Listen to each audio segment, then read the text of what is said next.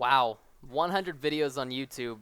When I first started my channel, I never thought that I would get to 100 videos. Nonetheless, 54,000 subscribers.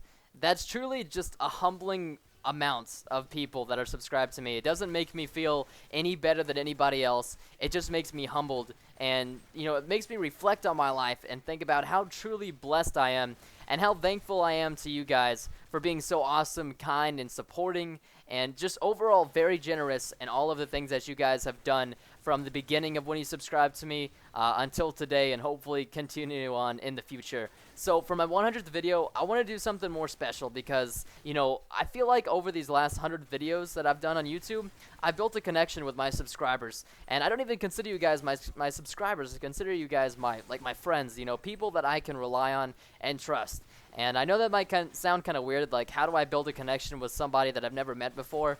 But that's just how I feel about it. And by the way, just a quick heads up, forgive me if I say anything goofy in this commentary or it's kind of mixed up. Once again, this is not my strong suit of commentary. I'll just go ahead and say that, just disclaimer. So what I kind of wanted to talk about was, I wanted to go more deep and down to earth with you guys, and the thing that I thought that popped to my mind for 100 videos would be talking about what my life was like before YouTube, and then kind of like what it is now after. So, my parents, my parents, aunts, uncles, grandparents, my whole family always had these super high expectations for me my whole life. From the age of, when I was born until I graduated high school, everybody had all these crazy expectations for me.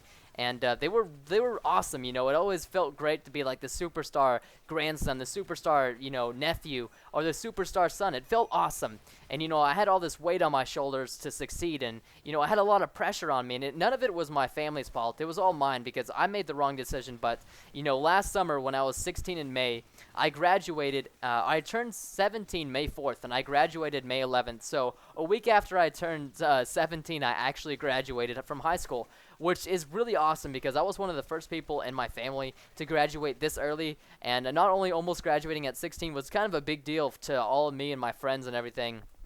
So, the plan is that after I graduated high school that I would go to college and be a doctor because that's what I'd always wanted to do. The last 2 or 3 years of my life, I was really passionate about going to college for 4 years, then going 4 years to med school. Then, you got your internship and your residency. Being a doctor is a big thing, and the particular profession I wanted to specialize in was surgery and, cardiothoracic, so heart or, something like that. It's something I really wanted to get into because I always wanted to help people. I thought that was like my true calling in life was to help people.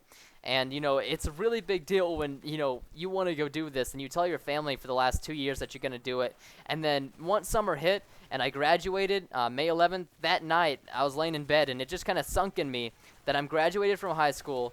Now I have to go to college, go to med school, and become this big shot doctor that my parents and my entire family thinks that I'm going to become. And I got really scared and nervous, and the whole way it's like the world just collapsed on me, and I didn't know what to do.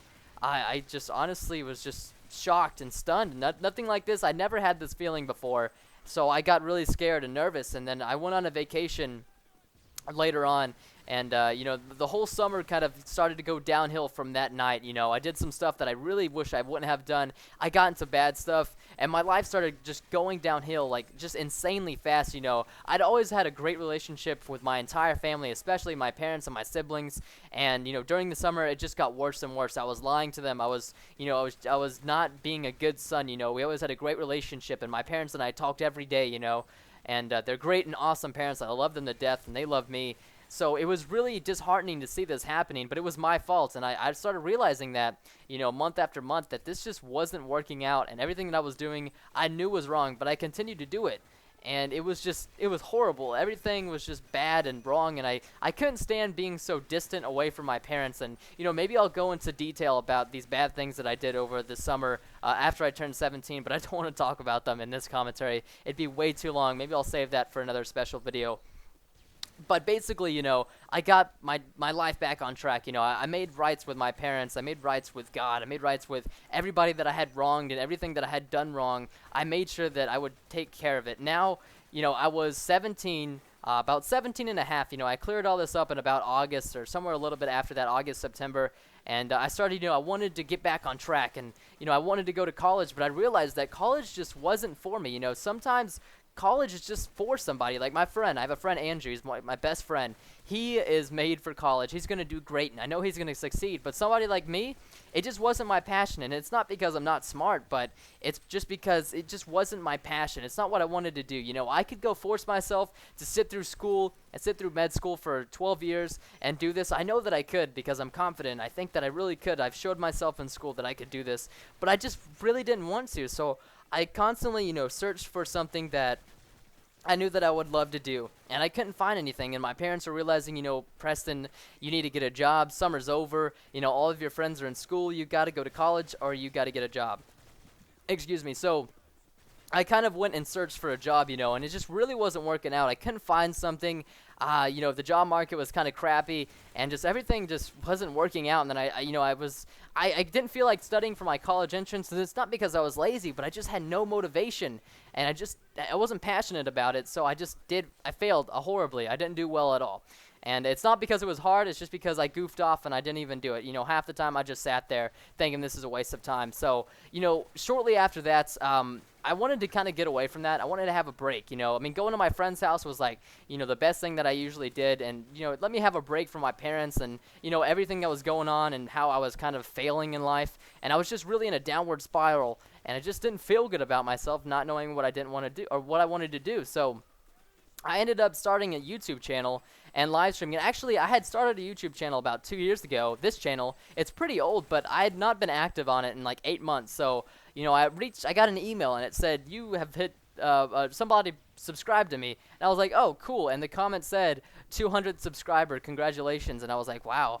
You know, 200 subscribers, that's a lot of people, you know, that's pretty awesome. So I started getting back into YouTube and uploading videos, and I could, you know, kind of express myself and talk about the gameplay, and it just kind of was a safe place for me to get away and enjoy myself. And then I started live streaming, and I did zombies back then in Black Ops, and I had so much fun talking to my audience and just getting away from everything, and it was just like my safe place, you know, my happy place. I could go there, I could be somebody else, and I could just, you know, just have fun. And, you know, this turned into kind of like an all-time thing for me. I got so, you know, wrapped up in it and addicted to it, and I was just like, oh man, I love this so much. And I just started making videos and streaming like 10 hours a day, and it got kind of out of control and out of hand. And my parents were like, Preston, you know, we love that you love doing this, but you have to find a job, and you have to either that or go to college, like I said before.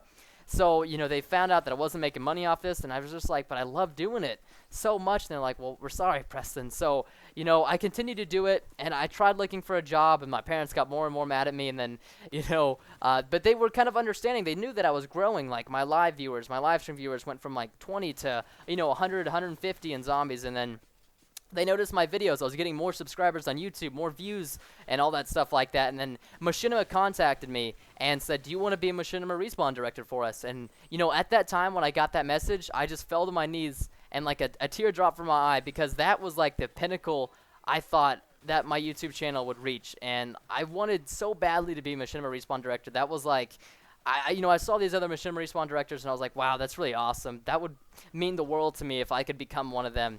And then I got this, you know, YouTube message, and I thought it was fake. I honestly did, but I was so happy once I got it. And I showed it to my parents, and they were like, wow, you're actually going somewhere. You know, your YouTube channel is growing. You're becoming a director for Machinima, and I got my channel partnered. And then from there on out, you guys just were so nice and kind to me and shared my videos around and liked them and showed them to your friends and supported me through my MOAB series and my live streams from Modern Warfare 3 and, you know, everything. And then God truly blessed me with amazing subscribers and amazing people that follow me and watch my videos today. And that's just where I am now. Now I'm just truly thankful. I always talk about it, about how thankful I am. And it's just an amazing opportunity for me to be where I am. So I just wanted to just totally say thank you so much, guys.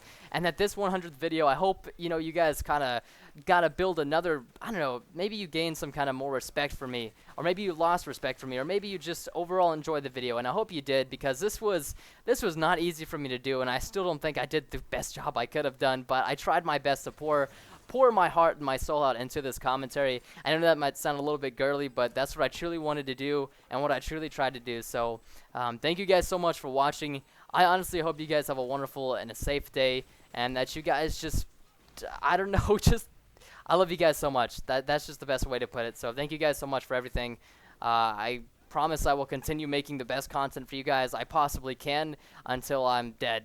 Until I'm dead. So once again, guys, thank you so much, and I hope you enjoyed the video and the commentary. It's a little bit hard for me to talk about, but this was what I really wanted to do for my 100th video, and this is what I thought was right, and what I thought would mean the most to you guys, so to say. So I'll see you guys later. Thanks so much for watching, and goodbye.